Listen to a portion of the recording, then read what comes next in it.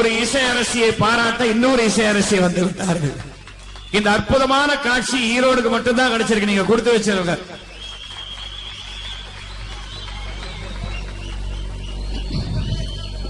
இப்ப யாருக்கு 16 வயசுன்னு தெரியல. ஜானகி அம்மாவுக்கா சுசீல் அம்மாவுக்கா இல்லாட்டு எனக்கு 16 உங்களுக்கு 15. அதனால்தான் ஊரு சன்னா தூங்கிடுச்சு